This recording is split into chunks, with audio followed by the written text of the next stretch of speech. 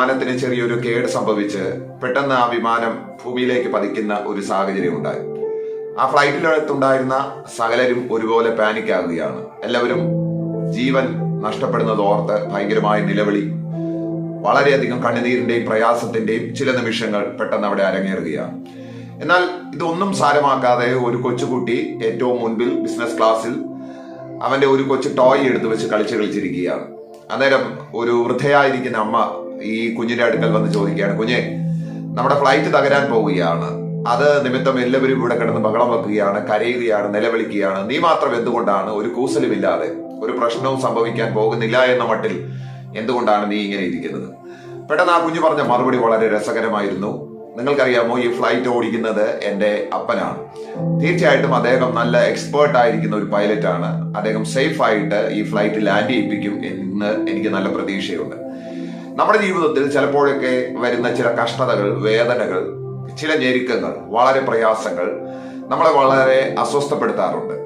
അടുത്ത ചുവടുവയ്പ്, അടുത്ത് എന്ത് ചെയ്യണമെന്ന് അറിയാൻ പാടില്ലാതെ പലപ്പോഴും നമ്മളിങ്ങനെ വേദനിക്കുന്ന അനുഭവങ്ങളിലേക്കും ആശങ്കപ്പെടുന്ന അനുഭവങ്ങളിലേക്കും മാറാറുണ്ട്. എന്നാൽ ഇന്ന് അതുമായി ബന്ധപ്പെട്ട് ഒരു ചെറിയ ചിന്ത നിങ്ങളോട് പങ്കുവെക്കാനാണ് ഞാൻ ദൈവസന്നിധിയിൽ താല്പര്യപ്പെടുന്നത്. എന്റെ ഹോളി സ്പിരിറ്റിന്റെ മറ്റൊരു മനോഹരമായ വീഡിയോയിലേക്ക് നിങ്ങൾക്ക് എല്ലാവർക്കും ഹൃദയപൂർവ്വം സ്വാഗതം. ഒരിക്കൽ നമ്മുടെ കർത്താവായ യേശു ക്രിസ്തു തന്റെ അടിമ ശിഷ്യന്മാരെ അരികെ വിളിച്ച് മറ്റൊരു ദേശത്തേക്ക് യാത്രയാകാൻ വേണ്ടിയിട്ട് അവരോടൊത്ത് ഒരുമിച്ച് പടകിൽ യാത്ര ആരംഭിക്കുകയാണ്. ആ സഞ്ചാരത്തിന്റെ ഇടയിൽ കർത്താവായ യേശു ക്രിസ്തു ഉറങ്ങിപ്പോകുന്നത് നമുക്ക് വേദപുസ്തകത്തിൽ കാണാനായിട്ട് കഴിയും. വളരെ പെട്ടെന്ന് തിരമാലകൾ പടകിനകത്തേക്ക് തള്ളിക്കയറാനായിട്ട് തുടങ്ങി, കാറ്റാഞ്ഞു വീശാനായിട്ട് തുടങ്ങുന്നു.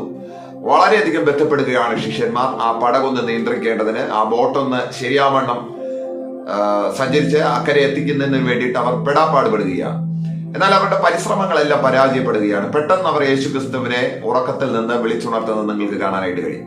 യേശു ചാടി എഴുന്നേറ്റ് പറയുന്ന ഒരു വാചകം ഭയങ്കര രസമാണ്. അല്പവിശ്വാസികളെ, നിങ്ങൾ ഭയപ്പെടേണ്ടതിന്, നിങ്ങൾ ഇങ്ങനെ ഭീരുക്കളാകേണ്ടതിന് എന്ത്? അതിനു വേണ്ടിയിട്ട് ഇത്രയും എങ്ങനെ ആകുലപ്പെടാൻ വേണ്ടിയിട്ട് ഇവിടെ എന്താണ് സംഭവിച്ചത് എന്നൊരു ആശയത്തിൽ യേശു അവരോട് തിരികെ ചോദിക്കുന്ന ഒരു ചോദ്യം നമുക്ക് കാണാനായിട്ട് കഴിയും. ഇവിടെ എന്ത് സംഭവിച്ചു എന്നുള്ള ഒരു മട്ടിലാണ് നിങ്ങൾ ഇങ്ങനെ കിടന്ന് ബഹളം വെക്കുന്നത്, എന്തിനാണ് നിങ്ങൾ ഇങ്ങനെ ആകുലപ്പെടുന്നത്?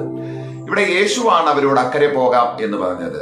ആ പടകിൽ യേശു കൂടെ ഉണ്ട് എന്നുള്ള ബോധ്യം ആ ശിഷ്യന്മാർക്ക് നഷ്ടപ്പെട്ടിരിക്കുകയാണ്. രണ്ട് കാര്യങ്ങൾ പറഞ്ഞ് മുന്നോട്ട് പോവുകയാണ്. നമ്മളോട് അക്കരെ പോകാം എന്ന് പറഞ്ഞത് യേശുവാണെന്നുണ്ടെങ്കിൽ തീർച്ചയായിട്ടും അവൻ നമ്മളെ അക്കരെ എത്തിക്കുക തന്നെ ചെയ്യും. നമ്മുടെ ഈ ജീവിതമാകുന്ന പടകിൽ, ഈ ജീവിത സാഗരത്തിൽ തീർച്ചയായിട്ടും നമ്മുടെ കർത്താവ് നമ്മളോട് കൂടെ ഉണ്ട്. അവൻ ഉറങ്ങുകയാണെന്നുണ്ടെങ്കിൽ കൂടെയും അത് നമുക്കൊരു ആശ്വാസമാണ്. അവൻ നമ്മളോട് കൂടെ ഉള്ളത് വളരെ പ്രതീക്ഷ നൽകുന്ന ഒരു കാര്യമാണ്.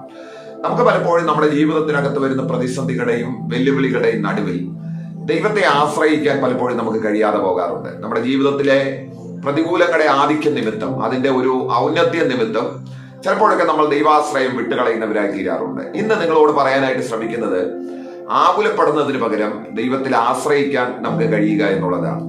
അതിനുപോൽബലകമായ 4 പ്രധാനപ്പെട്ട കാര്യങ്ങൾ നിങ്ങളുമായി പങ്കുവെക്കുവാനാണ് ഈ വീഡിയോയിലൂടെ ഞാൻ താല്പര്യപ്പെടുന്നത്.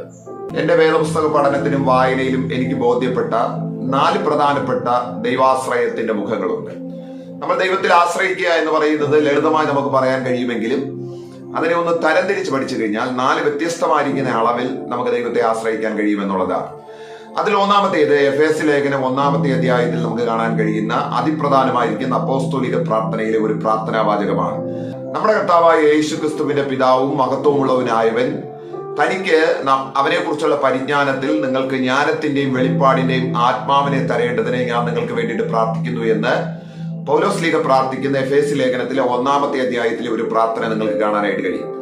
4 പ്രധാനപ്പെട്ട വിഷയങ്ങൾക്ക് വേണ്ടിയിട്ടാണ് അപ്പോസ്തലൻ അതിനകത്ത് പ്രാർത്ഥിക്കുന്നത്. അതിൽ ഏറ്റവും ആദ്യത്തെ പ്രാർത്ഥന എന്ന് പറയുന്നത്, നിങ്ങൾക്ക് ജ്ഞാനത്തിന്റെയും പരിജ്ഞാനത്തിന്റെയും വെളിപ്പാടിന്റെയും ആത്മാവിനെ കിട്ടേണ്ടതിനെ ഞാൻ നിങ്ങൾക്ക് വേണ്ടിയിട്ട് പ്രാർത്ഥിക്കുന്നു എന്നുള്ളതാണ്. ഇംഗ്ലീഷിൽ ഇങ്ങനെയാണ് വായിക്കുന്നത്, God may give you the spirit of wisdom and revelation so that you may know him better എന്നൊരു പദമാണ്, എന്നൊരു സെന്റൻസ് ആണ് ആ ഇംഗ്ലീഷ് വേദപുസ്തകത്തിൽ നമുക്ക് കാണാനായിട്ട് കഴിയുന്നത്. എനിക്ക് ജ്ഞാനത്തിന്റെയും വെളിപ്പാടിന്റെയും ആത്മാവിനെ കിട്ടേണ്ടതിന്, ദൈവം ആരെന്ന് അറിയേണ്ടതിന് എനിക്കത് കിട്ടണം എന്നുള്ളതാണ്. എന്തിനാണ് ഞാൻ ജ്ഞാനത്തിന്റെയും വെളിപ്പാടിന്റെയും ആത്മാവിനെ എനിക്ക് ലഭിക്കേണ്ടത്? അതിന്റെ പ്രധാനപ്പെട്ട റീസൺ എന്ന് പറയുന്നത് ദൈവത്തെ അറിയാൻ വേണ്ടിയിട്ടാണ്. അപ്പോൾ ഒന്നാമത്തെ ദൈവാശ്രയം എന്ന് പറയുന്നത്, ദൈവാശ്രയത്തിന്റെ ഒന്നാമത്തെ മുഖം എന്ന് പറയുന്നത് ദൈവം ആരെന്നറിഞ്ഞ് ഞാൻ ആശ്രയിക്കുക എന്നുള്ളതാണ്. നാം ആരാധിക്കുന്ന നമ്മുടെ ദൈവം നാം നിത്യം ഭജിച്ചു പോകുന്ന നമ്മുടെ ദൈവം തീർച്ചയായിട്ടും ഈ അണ്ടകടാകത്തിന്റെ നിർമ്മിതാവാണ്. സകല ജഡത്തിനും ആഹാരം കൊടുക്കുന്നവനാണ്. തന്റെ ശക്തിയുള്ള വചനത്താൽ സകലത്തെ വഹിക്കുന്നവനാണ്. രാജാക്കന്മാരെ വാഴിക്കുകയും രാജാക്കന്മാരെ ഇറക്കി വിടുകയും ചെയ്യുന്നവനാണ്. മറിയയും ഹന്നയും ഒക്കെ പറയുന്ന വാക്കനുസരിച്ച് അവൻ എളിയവനെ ദരിദ്രനെയും പൊടിയിൽ നിന്നും അഗതിയെ കുപ്പയിൽ നിന്നും ഒക്കെ ഉയർത്തുന്ന ദൈവമാണ്. നമ്മുടെ ജീവിതത്തിനകത്ത് എന്തും ചെയ്തു തരാൻ കരുത്തുള്ള ഒരു ദൈവത്തെയാണ് നാം ആരാധിക്കുന്നത്. നമ്മുടെ ദൈവം ആരെന്ന് അറിഞ്ഞ് ദൈവത്തെ ആശ്രയിക്കുക എന്നുള്ളതാണ് ദൈവാശ്രയത്തിന്റെ ഒന്നാമത്തെ മുഖം എന്ന് പറയുന്നത്. അത് അപ്പോസ്തലനായ പൗലോസ് എഫേസ്യ സഭയോട് പറയുമ്പോൾ വളരെ വ്യക്തവും സുദൃഢവുമായി പറയുന്നത് നിങ്ങൾക്ക് കാണാനായിട്ട് കഴിയും. നമ്മുടെ ജീവിതത്തിൽ നമ്മുടെ ദൈവം ആരെന്ന് അറിയുക എന്നുള്ളത് ചെറിയൊരു കാര്യമല്ല. ഈ സന്ദേശത്തിന്റെ തുടക്കത്തിൽ ഞാൻ പറഞ്ഞ കഥ ഒരിക്കൽ കൂടി ആവർത്തിക്കുകയാണ്. ആ കൊച്ചുകുട്ടി അദ്ദേഹത്തിന്റെ അപ്പനിൽ ഭയങ്കരമായ ആശ്രയം വെച്ചിരുന്നു. അദ്ദേഹം വളരെ എക്സ്പേർട്ട് ആയിരിക്കുന്ന ഒരു പൈലറ്റ് ആണെന്ന് ഈ കുഞ്ഞിന് വളരെയധികം ബോധ്യമുണ്ടായിരുന്നു. സഹോദരങ്ങളെ, നമ്മുടെ ജീവിതത്തിൽ നമ്മൾ ഇന്ന് അനുഭവിക്കുന്ന സകല വേദനകളെയും സകല പ്രതികൂലങ്ങളെയും വെല്ലുവിളികളെയും ജീവിതത്തിൽ നാം കടന്നു പോകുന്ന സകല വൈതരണികളുടെയും നടുവിൽ നമ്മളെ ജയോത്സവമായി നടത്താൻ കഴിയുന്ന ഒരു കർത്താവ് നമുക്കുണ്ട്, ഒരു പിതാവ് നമുക്കുണ്ട് എന്നുള്ളതാണ് നമ്മുടെ ജീവിതത്തിന്റെ ഏറ്റവും വലിയ സന്തോഷകരമായിരിക്കുന്ന വസ്തുത എന്ന് പറയുന്നത്. ആയതിനാൽ ആ ദൈവാശ്രയത്തിന്റെ ഒന്നാമത്തെ മുഖം അത് ദൈവം ആരെന്നറിഞ്ഞ് ആശ്രയിക്കുക. അങ്ങനെ ആശ്രയിക്കാൻ ദൈവം നമ്മെ സഹായിക്കട്ടെ. ദൈവാശ്രയത്തിന്റെ അതിപ്രധാനമായിരിക്കുന്ന രണ്ടാമത്തെ മുഖം എന്ന് പറയുന്നത് ദൈവത്തിന്റെ ശക്തി എന്താണെന്ന് അറിഞ്ഞ് അവനിൽ ആശ്രയിക്കുക എന്നുള്ളതാണ്, അഥവാ ദൈവത്തിന്റെ ശക്തിയിൽ ആശ്രയിക്കുക എന്നുള്ളതാണ്. എഫേസ്യ ലേഖനം തന്നെ 1-ാമത്തെ അധ്യായം 19-ാമത്തെ വാക്യം അപ്പോസ്തലനായ പൗലോസിന്റെ ആ പ്രാർത്ഥനയിൽ 4-ാമത്തെ പ്രാർത്ഥനാ വാചകം നിങ്ങൾക്ക് കാണാനായിട്ട് കഴിയും. വിശ്വസിക്കുന്ന നമുക്ക് വേണ്ടിയിട്ട് വ്യാപരിക്കുന്ന അവിടുത്തെ ശക്തിയുടെ അളവറ്റ വലിപ്പം ഇന്നതെന്ന് നിങ്ങൾ അറിയേണ്ടതിന് ഞാൻ നിങ്ങൾക്ക് വേണ്ടിയിട്ട് പ്രാർത്ഥിക്കുകയാണ്. പൗലോസിക പ്രാർത്ഥനയിലെ ഏറ്റവും പ്രധാനപ്പെട്ട ഒരു പ്രാർത്ഥനാ വാചകമാണത്. ദൈവത്തിന്റെ ശക്തി എന്താണെന്ന് അറിയേണ്ടതിന് ഞാൻ നിങ്ങൾക്ക് വേണ്ടിയിട്ട് പ്രാർത്ഥിക്കുകയാണ്.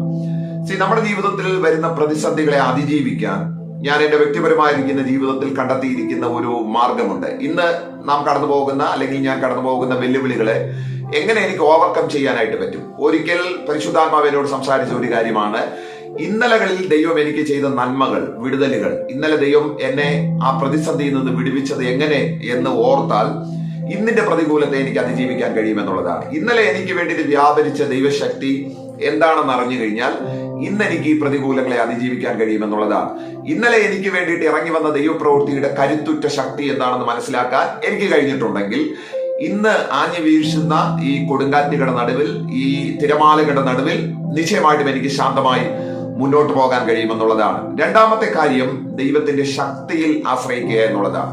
നിങ്ങളുടെ ജീവിതത്തിൽ പലവട്ടം ഈ ദൈവശക്തിയുടെ പ്രകടനങ്ങൾ നടന്നിട്ടുണ്ട് എന്നാണ് ഞാൻ മനസ്സിലാക്കുന്നത്. ഇന്നലകളിൽ നമ്മുടെ രോഗത്തെ സൗഖ്യമാക്കിയവനാണ് നമ്മുടെ കർത്താവ്. ഇന്നലകളിൽ നമ്മുടെ കുടുംബത്തിനകത്ത് വന്നു കയറിയ ആ പ്രതികൂലങ്ങളുടെ നടുവിൽ നിന്ന് നമ്മെ വിടുവിച്ചവനാണ് നമ്മുടെ കർത്താവ്. അവന്റെ ശക്തിയുടെ വല്ലഭത്വം എന്താണെന്ന് പലവട്ടം നമ്മുടെ ജീവിതത്തിന്റെ മേഖലകളിൽ നമ്മൾ കണ്ടിട്ടുള്ളതാണ്. ഇന്ന് ഒരു വെല്ലുവിളിയുടെ നടുവിലൂടെ കടന്നു പോകുന്ന ആരെങ്കിലും ഈ ദൈവവചനം കേൾക്കുന്നുണ്ടെങ്കിൽ വളരെ സ്നേഹത്തോടു കൂടെ ഞാൻ നിങ്ങളോട് പറയുന്നു, നിങ്ങൾക്ക് വേണ്ടിയിട്ട് വ്യാപരിക്കുന്ന ദൈവശക്തിയുടെ വലിപ്പം എന്താണെന്ന് നിങ്ങൾ അറിയാതെ പോകരുത്. അത് ഭയങ്കരമാണ്, അത് കരുത്തുറ്റതാണ്, കാര്യരിമ്പിനേക്കാൾ കട്ടിയുള്ളതാണ്. അതീവ ജാഗ്രതയോടുകൂടെ തന്നെ അന്വേഷിക്കുന്നവർക്ക് വേണ്ടിയിട്ട് ആ ദൈവശക്തിയുടെ പ്രകടനം നടത്താൻ തീർച്ചയായിട്ടും നമ്മുടെ ദൈവം നമ്മുടെ നടുവിലുണ്ട് എന്നുള്ളതാണ്. രണ്ടാമത്തെ കാര്യം മറന്നു പോകരുത്. ദൈവാശ്രയത്തിന്റെ അതിശക്തമായ രണ്ടാമത്തെ മുഖം എന്ന് പറയുന്നത് അത് തീർച്ചയായിട്ടും ദൈവത്തിന്റെ ശക്തി എന്താണെന്ന് അറിയുക, ആ ശക്തിയിൽ ആശ്രയിക്കുക എന്നുള്ളതാണ്. എബ്രായ ലേഖനം 10-ാമത്തെ അധ്യായം 23-ാമത്തെ വാക്യം വളരെ രസകരമായിരിക്കുന്ന 3-ാമത്തെ ചിന്തയിലേക്ക് ഞാൻ വരികയാണ്. പ്രത്യാശയുടെ സ്വീകാര്യം നാം മുറുകെ പിടിച്ചുകൊള്ളുക. നമ്മെ വിളിച്ച ദൈവം വിശ്വസ്തൻ എന്നുള്ളതാണ് എബ്രായ ലേഖകൻ എഴുതിയിരിക്കുന്ന ആ നല്ല വാചകത്തിനായിട്ട് ദൈവത്തെ സ്തുതിക്കുക. ദൈവാശ്രയത്തിന്റെ 3-ാമത്തെ മുഖം എന്ന് പറയുന്നത് ദൈവത്തിന്റെ വിശ്വസ്തതയിൽ ആശ്രയിക്കുക എന്നുള്ളതാണ്. ദൈവത്തിന്റെ വിശ്വസ്തതയിൽ ആശ്രയിക്കുക എന്നുള്ളതാണ്. നമ്മളെ അവന്റെ കൂട്ടായ്മയിലേക്ക് വിളിച്ച ദൈവം വിശ്വസ്തൻ എന്ന് കൊരിന്ത്യ ലേഖനത്തിൽ പൗലോസ് പറയുന്ന വാചകവും വളരെ ഗംഭീരമാണ് എന്ന് എനിക്ക് ഈ ചിന്തയുമായി ബന്ധപ്പെട്ട് തോന്നുന്നു. ദൈവം വിശ്വസ്തനായ ദൈവമാണ്. മനുഷ്യനാണ് പലപ്പോഴും അവിശ്വസ്തരായിട്ട് നമ്മുടെ മുമ്പിൽ പെരുമാറുന്നത്, അല്ലെ? നമ്മുടെ കൂടെ ഇറങ്ങി വന്നവർ, നമ്മുടെ കൂടെ ജീവിതം പങ്കിടാൻ വന്നവർ, നമ്മുടെ അമ്മയപ്പന്മാർ, സഹോദരങ്ങൾ, മക്കൾ, ഇവരെല്ലാം പലപ്പോഴും അവിശ്വസ്തരായി തീരാറുണ്ട്. നാമും പലപ്പോഴും മറ്റുള്ളവർക്ക് അവിശ്വസ്തരായി തീരാറുണ്ട്. നമ്മുടെ ഭാഗം മാത്രം ന്യായീകരിക്കുന്നത് ശരിയല്ല. നാമും പലപ്പോഴും മറ്റുള്ളവർക്ക് അവിശ്വസ്തരായി തീരാറുണ്ട്. എന്നാൽ ദൈവത്തിന്റെ ഏറ്റവും വലിയ സവിശേഷത എന്ന് പറയുന്നത് ദൈവം വിശ്വസ്തനായ ദൈവമാണ്. ഹോരേബ് പർവ്വതത്തിൽ ഇറങ്ങി വന്ന ദൈവസാന്നിധ്യത്തെ കണ്ടിട്ട് മോശ ആ തീയുടെ അടുക്കിലേക്ക് ഓടിച്ചെല്ലുമ്പോൾ ദൈവം ആ തീക്കകത്ത് നിന്നുകൊണ്ട് മോശയോട് സംസാരിക്കുന്ന ഒരു പദമുണ്ട്. ഞാൻ അബ്രഹാമിന്റെയും ഇസഹാക്കിന്റെയും യാക്കോബിന്റെയും ദൈവമാണ്. ആ പദത്തിന്റെ അർത്ഥം എന്താണെന്ന് അറിയാമോ? ഞാൻ വിശ്വസ്തനായ ദൈവമാണ്. എന്നെ നോക്കി ഇറങ്ങി വന്ന ആരെയും ഇന്ന് വരെ ഞാൻ ചതിച്ചിട്ടില്ല. അവരെ ആരെയും ഞാൻ പകുതി വെടിയിൽ വെച്ച് ഉപേക്ഷിച്ചിട്ടില്ല. എന്റെ മുമ്പിൽ കീഴടങ്ങുകയും എന്റെ മുമ്പിൽ താല്പര്യത്തോടുകൂടെ എന്റെ മുഖം അന്വേഷിച്ച സകലരെയും, ഈവൻ പാപം ചെയ്തിട്ട് പിന്മാറിപ്പോയിട്ട് പിന്നെയും മടങ്ങി വന്നവരെ പോലും ഞാൻ ചേർത്ത് കൊണ്ടിട്ടുണ്ട്. ഞാൻ വിശ്വസ്തനായ ദൈവമാണ്.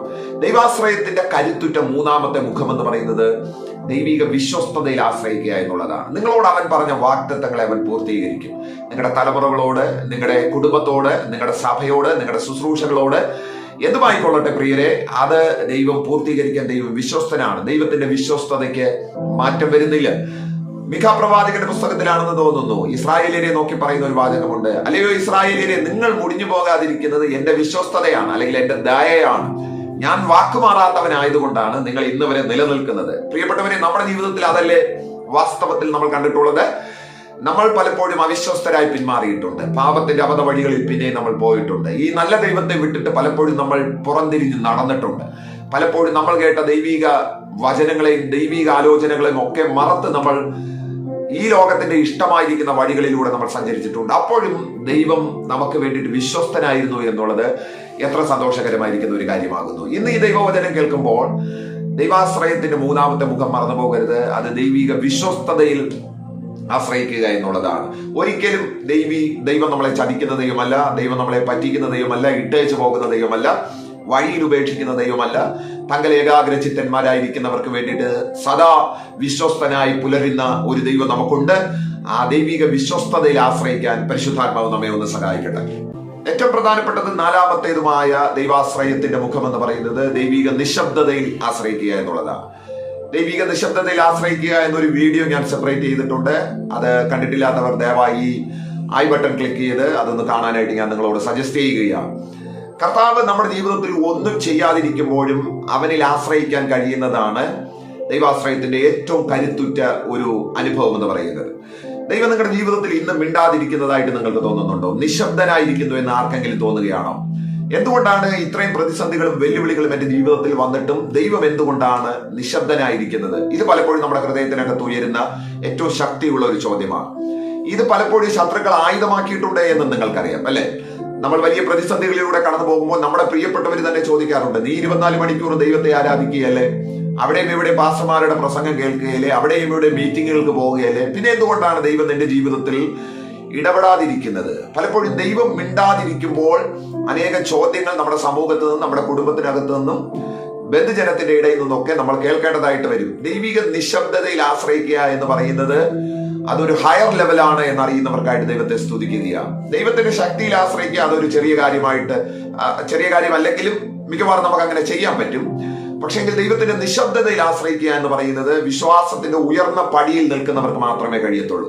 ദൈവം ഒന്നും ചെയ്യാതിരിക്കുമ്പോഴും, ദൈവം നിഷ്ക്രിയനായിരിക്കുമ്പോഴും അവന്റെ ശക്തിയിൽ ആശ്രയിക്കാൻ കഴിയുക എന്ന് പറയുന്നത് വളരെ ഗൗരവമുള്ളതും വളരെ പ്രധാനപ്പെട്ട ഒരു കാര്യമാണ്.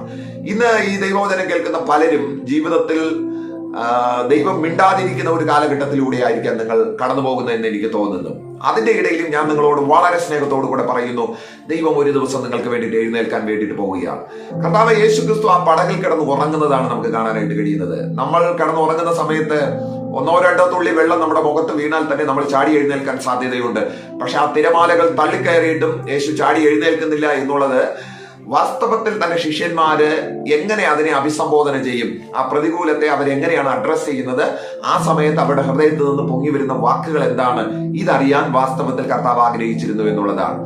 ദൈവം നമ്മുടെ ജീവിതത്തിനകത്ത് മിണ്ടാതിരിക്കുമ്പോൾ ഒരു കാര്യം ഓർത്തോളണം, നമ്മൾ എന്തുവാ ആ സമയത്ത് പറയുന്നത്, നമ്മൾ എന്താണ് ദൈവസന്നിധിയിൽ ദൈവത്തെക്കുറിച്ച് പറയുന്നത്, ആ പ്രതികൂലങ്ങളുടെ നടുവിൽ നമ്മൾ എന്താണ് സംസാരിക്കുന്നത്. ഇത് വാസ്തവത്തിൽ ദൈവം പരിശോധിക്കുന്ന ഒരു കാര്യമാകുന്നു, ദൈവം പരീക്ഷിക്കുന്ന ഒരു കാര്യമാകുന്നു എന്ന് എത്ര പേർക്കറിയാം. ദൈവിക നിശബ്ദതയിൽ ആശ്രയിക്കുക എന്ന് പറഞ്ഞാൽ അതിന്റെ രണ്ടാമത്തെ മുഖം എന്ന് പറയുന്നത്, ഒരു ദിവസം ദൈവം നിങ്ങൾക്ക് വേണ്ടിയിട്ട് ഒരു ഉയർച്ചയുടെ ഒരു ദിവസത്തെ ദൈവം മാർക്ക് ചെയ്തിട്ടുണ്ട്. നമ്മുടെ കലണ്ടറുകളിൽ ചിലപ്പോഴൊക്കെ ചുവന്ന മഷി കൊണ്ട് അടയാളപ്പെടുത്തിയിരിക്കുന്ന ദിവസങ്ങൾ നിങ്ങൾക്ക് കാണാനായിട്ട് കഴിയും. അതാരാനും മാറ്റി കളയാനായിട്ട് കഴിയത്തില്ല എന്നാണ് ഞാൻ മനസ്സിലാക്കുന്നത്. കൃത്യമായിട്ടും ആ ദിവസം എന്തോ ഒരു സവിശേഷതയുള്ള ഒരു ദിവസമാകുന്നു എന്നുള്ളതാണ്. എന്നതുപോലെ ദൈവത്തിന്റെ കാലണ്ടറിൽ ദൈവം നിങ്ങളുടെ ഉയർച്ചയ്ക്ക് വേണ്ടിയിട്ട് കുറിച്ചു വെച്ചിരിക്കുന്ന ഒരു ദിവസമുണ്ട്. അതിലേക്ക് എത്തുന്നത് വരെ ദൈവം നിശബ്ദനായിരിക്കും എന്നുള്ളതാണ്. ആ ദിവസത്തിലേക്ക് എത്തുന്നത് വരെ ദൈവം നിങ്ങളുടെ ജീവിതത്തിൽ നിഷ്ക്രിയനായിരിക്കും എന്നുള്ളതാണ്. ആ ദിവസം തീർച്ചയായിട്ടും എത്തും കേട്ടോ. ഹബക്കൂക്കിന്റെ പ്രവചനത്തിൽ ഒരു വേദഭാഗമുണ്ട്, ദർശനത്തിന് ഒരു അവധി വച്ചിരിക്കുകയാണ്, അത് സമാപ്തിയിലേക്ക് ബന്ധപ്പെടുകയാണ്. സമയം വൈകിയാലും അതിനു വേണ്ടിയിട്ട് കാത്തിരിക്കണം, അത് വരും, അത് നിശ്ചയം. ഇന്ന് ദേവോചനം കേൾക്കുന്ന സകല പ്രിയപ്പെട്ടവരോടും ഞാൻ ഉറപ്പ് പറയുന്നു, ഇന്ന് നിങ്ങൾ വലിയ വൈതരണികളിലൂടെയാണ് കടന്നു പോകുന്നത്. ഒരുപാട് ചോദ്യങ്ങളുടെ മുമ്പിലാണ് നിങ്ങൾ നിൽക്കുന്നത്, വെല്ലുവിളികളുടെ അങ്ങേയറ്റത്താണ് നിങ്ങൾ നിൽക്കുന്നത്. ദൈവം പോലും നിങ്ങളെ കൈവിട്ടിരിക്കുന്നു എന്ന് നിങ്ങൾക്ക് ചിലപ്പോൾ തോന്നുമായിരിക്കാം. പക്ഷെ സ്നേഹത്തോടുകൂടെ പറയുന്നു, ദൈവത്തിന്റെ നിശബ്ദതയിൽ ആശ്രയിക്കുക. അവൻ എഴുന്നേൽക്കുന്ന ഒരു ദിവസമുണ്ട്. ആ എഴുന്നേൽപ്പിൽ അവന്റെ ശത്രുക്കൾ ചിതറിപ്പോകുമെന്നാണ് സങ്കീർത്തനത്തിൽ പറയുന്നത് കേട്ടോ. അങ്ങനെയാണെന്നുണ്ടെങ്കിൽ ഇന്ന് ഈ ദൈവവചനത്താൽ ഞാൻ വളരെ സ്നേഹത്തോടുകൂടെ നിങ്ങളെ ദൈവവചനം പറഞ്ഞ് ഉറപ്പിക്കുന്നു, കർത്താവിനെ ആശ്രയിക്കാൻ മറന്നു പോകരുത്. ആകുലപ്പെടുന്നതിന് പകരം ശക്തമായി ആശ്രയിക്കുക. അവൻ ആരാണെന്ന് അറിഞ്ഞ് ആശ്രയിക്കുക, അവന്റെ ശക്തിയിൽ ആശ്രയിക്കുക, അവന്റെ വിശ്വസ്തതയിൽ ആശ്രയിക്കുക. ഏറ്റവും ഉയർന്ന അളവിൽ അവൻ മിണ്ടാതിരിക്കുമ്പോഴും അവനെ ആശ്രയിക്കുക എന്നുള്ളതാണ്. അവൻ നിശബ്ദനായിരിക്കുമ്പോഴും അവനെ ആശ്രയിക്കുക. ഒരു ദിവസം നമ്മുടെ സൂര്യനെ അവൻ ഉദിപ്പിക്കും. ഈ കാർമേഘ പടലങ്ങളിൽ നിന്ന് പുറത്തു വരുന്ന ഒരു സുന്ദരമായിരിക്കുന്ന ഒരു ദിവസം നമ്മുടെ ജീവിതത്തിൽ സംഭവിക്കാൻ വേണ്ടിയിട്ട് പോവുകയാണ്. അതുകൊണ്ട് ദൈവത്തിന്റെ നിശബ്ദതയിൽ ആശ്രയിക്കാൻ പരിശുദ്ധാത്മാവ് നമ്മെ സഹായിക്കട്ടെ. അതുകൊണ്ട് ആകുലപ്പെടരുത്, പകരം ആകുലപ്പെടുന്നതിന് പകരം ആശ്രയിക്കാൻ തയ്യാറാകുക. ഈ ദൈവവചനങ്ങളാൽ ദൈവം നമ്മെ അനുഗ്രഹിക്കട്ടെ. ആമേൻ.